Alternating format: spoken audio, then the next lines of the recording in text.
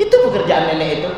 Lalu kemudian sampai hari berkurban, nama nenek itu tertulis di masjid sebagai peserta kurban. Pekerjaannya hanya mengumpul sampah-sampah botol minuman yang dibuang orang. Bagaimana dengan kita yang berkata tak ada duit sementara rokok? Mohon maaf, tidak bermaksud menyinggung siapapun. Rokok sebungkus sehari 25.000 terbeli.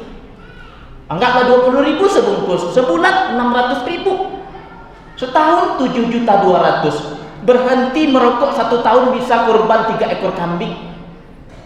Lalu bisakah kita berkata, ya Allah, tidak ada duit, tidak ada pitih? Maka benar Allah katakan, inna a'tainakal kautsar, kami telah beri manusia itu nikmat yang banyak.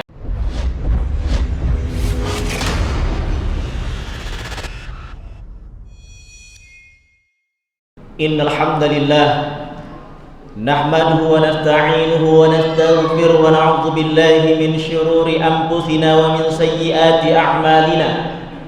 Man yahdihillahu fala mudilla lahu wa man yudlilhu falan tajida lahu waliyyan mursyida. Asyhadu an la ilaha illallah wahdahu la syarika lah wa asyhadu anna Muhammadan 'abduhu wa rasuluh alladzi la nabiyya ba'da. Allahumma shalli wa sallim ala hadzal nabiyyil karim wa ala alihi wa ashabihi wa man tabi'ahum bi ihsanin ila yaumiddin. Amma ba'd. Ayyuhal hadirun, usi wa nafsi wa iyyakum bitaqwallahi faqad fazal muttaqun. Faqala Allah ta'ala fil Qur'anil 'aziz, a'udzu billahi as-sami'il 'alim minasy syaithanir rajim. Bismillahirrahmanirrahim. Ya ayyuhalladzina amanu taqullaha haqqa tuqatih wa la tamutunna illa wa antum muslimun. Shadaqallahul azim. Kaum muslimin jemaah Jumat yang berbahagia, alhamdulillahi rabbil alamin. Dengan izin Allah kita datang ke rumahnya, memenuhi panggilannya, melaksanakan salat fardu Jumat yang insyaallah akan kita laksanakan sesaat lagi. Semoga rentetan amaliyah yang kita kerjakan bernilai ibadah di sisi Allah Subhanahu wa ta'ala. Amin ya rabbal alamin. Selanjutnya selawat beriring salam kita sampaikan kepada Allah Subhanahu wa ta'ala. Semoga salawat itu tercurahkan kepada baginda Rasulullah sallallahu alaihi wasallam. Allahumma shalli ala Muhammad wa ala ali Muhammad. Kaum muslimin jemaah Jumat yang berbahagia, tidak lama lagi, lebih kurang 1 bulan, kita akan memasuki hari raya yang kedua setelah Idul Fitri, yakni hari raya Idul Adha atau hari raya penyembelihan hewan kurban. Di mana-mana masjid kita tengok itu sudah dipajang tabel nama-nama peserta kurban. Ada yang sudah 1 kelompok penuh, 2 kelompok penuh, 3 kelompok, bahkan ada yang belum sama sekali. Masih ada 1 bulan. Tapi jangan tunggu di waktu-waktu 1 hari 2 hari sebelum berkurban untuk menyetorkan uangnya ke masjid. Kasihan pengurus. Karena mencari hewan kurban itu tidak segampang yang dibayangkan. Karena itu pada kesempatan yang mulia ini izinkan khatib mengingatkan kita semua tentang peristiwa besar itu atau penyembelihan hewan kurban yang kita bahas pada khutbah Jumat kali ini. Lalu apa hukum dan hikmah kita berkurban? Mayoritas ulama memang mengatakan bahwa hukum berkurban tidak sampai kepada wajib. Sekalipun ada hadis Nabi yang mengatakan man wajada sa'ah aw man kana lahu sa'ah, siapa yang memiliki kelapangan li ayyudhiyah untuk dia berkurban, kemudian dengan kelapangan yang ada dia tidak berkurban, falan yudhi, lalu dia tidak berkurban, la yaqrabanna musallana, la yaqrabanna musallana. Nabi mengatakan nanti Idul Adha tidak usah datang, di rumah saja. Hadis ini Nabi tidak menunjukkan kemarahan seperti yang lainnya. Allah tidak menunjukkan kemarahan seperti yang lainnya. Kadang-kadang Allah mengancam kita dengan jahanamnya, kadang-kadang Allah mengancam kita dengan azab kuburnya. Tapi ketika berkorban bagi yang punya kelapangan, kata Nabi, tidak usah datang salat Idul Adha, di rumah saja. Sama halnya dalam hal haji. Ada uang, badan sehat dan mampu, tidak ada yang menghalangi. Corona pun sudah pulang kampung, tapi masih tetap juga tidak mendaftar untuk haji. Allah katakan masuk jahanam tidak? Apa kata Allah? Silakan nanti pilih mau mati sebagai Yahudi kah atau mati sebagai Nasrani? Lalu apa? Kalau begitu, apa hukum berkorban? Memang tidak sampai kepada wajib. Mayoritas ulama mengatakan sunnah muakkadah. Pernah kita bahas dulu sunnah yang hampir mendekati kepada wajib, sunnah yang dikokohkan, sunnah yang dikuatkan. Kenapa dia sunnah muakkadah? Karena Nabi semenjak perintah kurban itu diturunkan kepada beliau pada tahun kedua Hijriah, ada pada tahun kedua Hijrah, sampai beliau wafat, beliau selalu berkorban. Tidak pernah beliau tidak berkorban. Lalu apa hikmah kita berkorban? Ada beberapa hikmah. Almarhum Profesor Dr. Wahbah Zuhaili dalam kitabnya Al-Fiqhul Islami wa Adillatuhu menyebutkan beberapa hikmah orang berkorban. Di antaranya satu, kenapa kita berkorban? Karena ini adalah perintah Allah.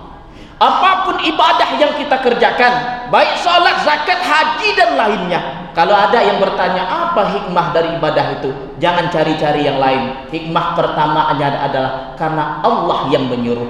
Haza min amrillah, Allah yang menyuruh. Hari ini kita hadir salat Jumat, kenapa kita datang? Karena Allah yang menyuruh. Kita tinggalkan yang Allah larang, kenapa? Karena Allah yang melarang. Karena itu apapun ibadah yang kita kerjakan, hikmah teragungnya adalah dalam rangka menunjukkan ketundukan dan kepatuhan kepada Allah Jalla Jalaluh. Allah berfirman dalam Al-Quran, Bismillahirrahmanirrahim, Inna a'toinakal kausar. Kami telah beri kalian manusia nikmat yang banyak. Fasolli, wujudkanlah nikmat yang banyak itu dalam bentuk syukur dengan melaksanakan sholat. Fasolli li rabb wanhar, dan berkurbanlah. Ini hikmah pertama. Hikmah kedua, kenapa kita berkurban? Karena Nabi yang kita cintai itu sejak perintah itu diturunkan sampai dia wafat selalu berkorban. Doha Rasulullah sallallahu alaihi wasallam bi kabshaini allahaini wa aqranaini wa ra'aituhu, kata sahabat, zabahuma biyadi. Nabi memotong 2 ekor lembu, bi kabshaini allahaini wa aqranaini. Lembu yang dipotong Nabi itu putih bersih, sehat wal afiat. Di sini kemudian menjadi sunnah bahwa hewan kurban itu mempunyai kriteria.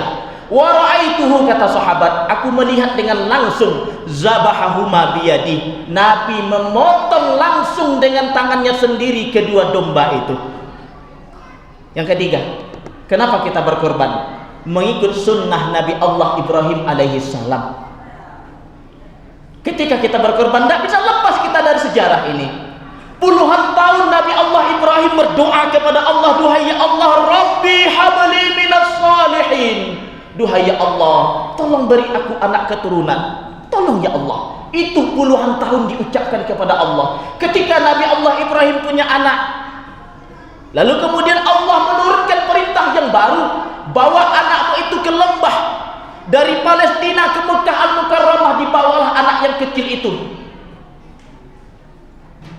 Apa kata Allah? Tinggalkan anak itu di lembah itu, ghaira zi zara'in. Tinggalkan anakmu itu di lembah itu yang tak ada tanda-tanda kehidupan. Ismail masih kecil. Hajar pun seorang diri ditinggalkan di sana. Siapakah kira-kira yang sanggup dengan beban hidup seperti itu?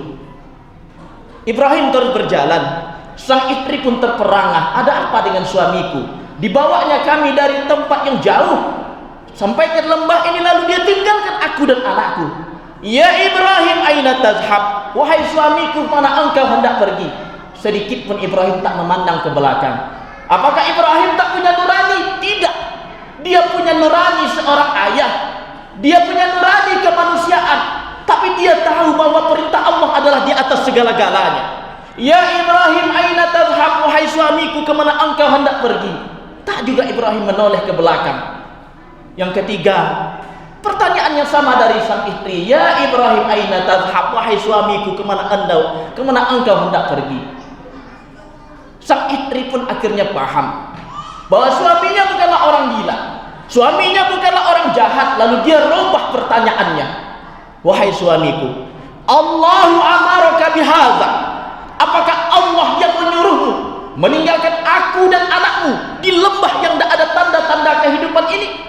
Mendengar perkataan itu, baru kemudian Ibrahim menoleh ke belakang, dan dengan jawaban yang singkat dia berkata, Naam, ya. Sang istri mengerti dan paham. Ini istri yang sangat baik dan sangat hebat. Dia tahu suaminya melaksanakan perintah Allah. Apa kata sang istri? Idzan la yudayyunallah. Wahai suamiku, pergilah. Sekalipun engkau meninggalkan kami di lembah yang tidak ada tanda-tanda kehidupan ini, kalau betul ini perintah Allah, Allah tidak akan menyia-nyiakan aku dan anakmu sekalipun di lembah ini. Hari pertama masih aman. Hari kedua bekal pun sudah habis. Air susu sang Hajar sudah tak ada lagi. Ismail alaihissalam yang kecil itu terus menangis. Sang istri pun mulai panik. Tapi dia terus berusaha. Tak cukup dengan berdoa, dia juga berusaha. Dia naik ke Bukit Sopa. Dari ketinggian itu dia sing-singkan tangannya, berharap dari ketinggian mana tahu ada kafilah yang lewat sehingga bisa dimintai pertolongan. Ternyata tak ada. Dia pun turun dan pergi ke Bukit Marwah. Dari atas bukit itu dia tengok sekeliling, karena dari ketinggian lebih mudah melihat orang di sekitar. Ternyata juga tidak ada kelompok orang yang lewat. Lalu kemudian dia pergi lagi ke Bukit Sopa. Ditengoknya tak ada orang yang lewat. Lalu lari lagi ke Bukit Marwah. Ditengoknya tak ada juga. 7 kali Hajar berlari-lari antara Bukit Sofa dan Marwah, berharap ada bantuan yang bisa didapatkan. Ternyata tidak. Sang ibu ini makin panik. Ditengok Ismail alaihissalam yang kecil terus menangis. Dia datangi anak itu. Pada saat setelah dia berusaha sedemikian rupa, Allah subhanahu wa ta'ala menunjukkan kemahabesarannya. Dari balik hentakan tumit kaki Ismail yang menangis tadi, Allah keluarkan mata air yang oleh dunia hari ini dimasukkan air itu dalam 1 dari 7 keajaiban dunia. Itulah dia air Zam-Zam. Siapapun dari semenjak Nabi Ibrahim sampai dunia kiamat, air itu tak akan pernah kering dan tak akan pernah habisnya. Allah punya caranya sendiri. Allah punya caranya sendiri menolong hambanya setelah hamba itu berupaya dan berusaha. Itulah sebabnya setiap jemaah haji dan umrah diingatkan oleh Allah, pasti kita melaksanakan sa'i. Maka ada ketika orang sa'i antara Safa dan Marwah itu bukan hanya sekedar berlari-lari kecil. Dan jangan bayangkan keindahan sa'i hari ini seperti Hajar di masa lalu. Hari ini begitu indah di Mekah itu. Dulu tidak. Dia padang tandus, gersang, tak ada tanda-tanda kehidupan. Disitulah Hajar berlari-lari kecil. Karena itu kemudian sebagai bentuk penghargaan Allah kepada Hajar, kepatuhan dan ketundukannya itu Allah abadikan. Siapapun yang pergi haji dan umrah, itu bukan hanya sekedar berlari-lari kecil, tapi mengingat kembali bahwa di masa lalu ada seorang wanita yang hebat, kata Allah. Dia sanggup patuh kepada suaminya karena suaminya menjalankan perintah Allah, dan dia pun sabar dan berupaya agar anaknya tidak menangis dan dapat bantuan. Dengan sa'i kalian antara Safa dan Marwah, aku ingatkan kalian, kata Allah, bahwa dulu ada wanita yang hebat yang bernama Hajar. Falamma balagha ma'ahu sa'ya. Dan ketika Ibrahim Ismail alaihissalam itu sudah masuki usia yang dia bisa diajak berusaha, ada yang mengatakan 6 tahun, ada yang mengatakan 7 tahun. Kemudian Ibrahim pun kembalinya bukan pula bermain-main membahagiakan anak dan istri, tapi demi melaksanakan perintah Allah berikutnya. Apa perintah Allah? Potong leher anak itu. Ya bunayya, wahai anakku, inni arafil manam, ayah melihatmu dalam mimpi, nak. Wa anni asbahuka, dalam mimpi itu ayah memotong lehermu, nak. Fanzur maza taro, berikan pendapatmu wahai anakku akan mimpi ayah itu. Anak ini anak yang baik, dia nak bantah ayahnya. Ya abati ib'al ma tu'mar, wahai ayahku, laksanakan apa yang Allah perintahkan itu. Ketika pisau diletakkan di leher Ismail alaihissalam, Allah kemudian menunjukkan kemahabesarannya. Diturunkan malaikat Jibril membawa seekor domba yang besar. Ditebuslah Ismail itu dengan seekor domba yang besar. Inilah yang kita sebut ketika kita berkorban, kita tidak akan pernah dilupakan dengan sejarah yang agung, di mana dulu perjuangan seorang anak manusia, dan dia adalah utusan Allah yang hebat.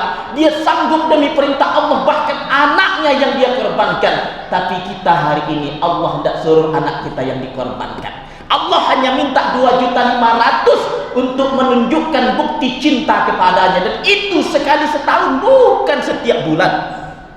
Karena itu ada yang berkata, kenapa tidak berkorban? Hukumnya kan sunnah, Pak. Sunnah muakkad. Tidak berdosa kita, betul. Apapun masalah fikih dalam agama kita yang hukumnya sunnah muakkadah, tidak kita kerjakan, kita memang tidak berdosa. Tapi hukum ibadah kepada Allah jangan hanya dilihat dari aspek hukum, dia mesti juga ditengok dari aspek rasa malu. Sholat kita pakai singlet, pakai Hawaii sah selama aurat tertutup. Tapi pantaskah? Tidak. Itu namanya tidak beradab. Rasa malunya tidak ada. Berkorban, betul hukumnya sunnah muakkadah. Punya kelapangan sekalipun tidak berkorban, tidak berdosa, tidak. Tapi rasa malunya sudah tak ada lagi kepada Allah Subhanahu wa ta'ala. Karena itu sering tiap tahun ditampilkan di televisi nenek-nenek yang kerjanya mengutip. Ada nenek-nenek pagi-pagi habis subuh dia kutip sampah-sampah botol minuman yang dibuang orang. Nanti sore nenek itu lagi keliling dikumpulkannya botol minuman itu sampai jumlahnya banyak, nanti dia timbang, dia jual. Itu pekerjaan nenek itu. Lalu kemudian sampai hari berkurban, nama nenek itu tertulis di masjid sebagai peserta kurban. Pekerjaannya hanya mengumpul sampah-sampah botol minuman yang dibuang orang. Bagaimana dengan kita yang berkata tak ada duit sementara rokok? Mohon maaf, tidak bermaksud menyinggung siapapun. Rokok sebungkus sehari 25.000 terbeli. Anggaplah 20.000 sebungkus, sebulan 600.000, setahun 7.200.000. Berhenti merokok 1 tahun bisa kurban 3 ekor kambing. Lalu bisakah kita berkata, ya Allah tidak ada duit, tidak ada pitih? Maka benar Allah katakan, inna a'tainakal kautsar, kami telah beri manusia itu nikmat yang banyak. Fasholli li rabbika wanhar, berkurbanlah kata Allah dan dirikan salat itu.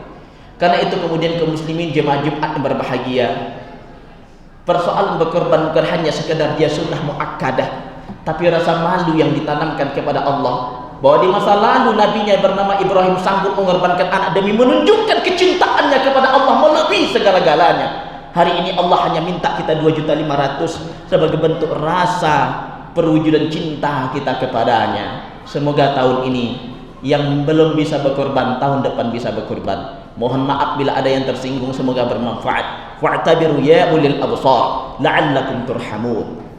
Allahumma salli wa sallim wa zid wa dim wa an'am wa tafaddal wa barik li jalalika wa kamalika an zayyi ibadik ashrafil ibadik wa sallim radiyallahu tabaraka wa ta'ala an kulli sahabati rasulillahi ajma'in.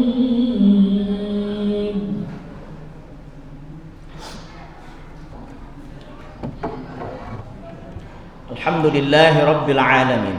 Wassalatu wassalamu ala Rasulillahil Karim. Ashhadu an la ilaha illallah wahdahu la syarika lah, wa ashhadu anna Muhammadan abduhu wa rasuluh sallallahu alaihi wasallam alladzi la nabiyya ba'da. Allahumma fashalli wa sallim ala hadzal nabiyyil karim wa ala alihi wa ashabihi wa man ihtada bi sunnati ila yaumiddin, amma ba'd. Ayuhal muslimun, usi wa nafsi wa iyyakum bitaqwallahi faqad fazal muttaqun. Faqala Allah Ta'ala fil Qur'anil Aziz, a'udzu billahi samii'il 'aliim minasy syaithaanir rajiim. Bismillahirrahmanirrahim. Ya ayyuhallazina amanu taqullaha haqqa tuqatih wa la tamutunna illa wa antum muslimun. Shadaqallahul azim. Kaum muslimin, jemaah Jumat yang berbahagia, hikmah keempat dari kurban adalah menunjukkan rasa kasih sayang kita kepada sesama. Tidak semua orang yang mampu membeli daging hewan kurban atau kerbau sapi itu. Ada orang-orang yang tidak mampu, yang kadang-kadang sekali setahun tidak dapat dia membeli hewan daging kurban. Dengan berkurban, ternyata kita bisa memberikan hewan itu dan dia bisa menikmati daging-daging tersebut. Satu di antara hikmahnya. Dan semoga Allah mudahkan dan lapangkan rezeki kita. Amin ya rabbal alamin. Innallaha wa malaikatahu yusalluna 'alan nabi. Ya ayyuhallazina amanu sallu 'alaihi wa sallimu taslima. Allahumma salli 'ala Muhammad wa 'ala ali Muhammad kama sallaita 'ala Ibrahim wa 'ala ali Ibrahim wa barik 'ala Muhammad wa 'ala ali Muhammad kama barakta 'ala Ibrahim wa 'ala ali Ibrahim fil 'alamin innaka Hamidum Majid. Allahumma ighfir lil muslimina wal muslimat wal mu'minina wal mu'minat bi rahmatika ya arhamar arhamar rahimin. Allahumma ighfir lana dhunubana wa liwalidina warhamhum kama rabbawna shighara. Allahumma inna nas'aluka ilman nafi'a wa amalan mutaqabbala wa rizqan halalan tayyiba. Allahumma ya muqallibal qulub sabbit qulubana ala dinik wa ya musarrifal qulub sarrif qulubana ala ta'atik. Rabbana zalamna anfusana wa illam taghfir lana wa tarhamna lanakunanna minal khasirin. Rabbana wa taqabbal du'aana ya Allah ya Aziz ya Ghaffar ya Rahman ya Rahim ya Mujibas sa'ilin. Walhamdulillahi rabbil alamin. Qumu ila shalah.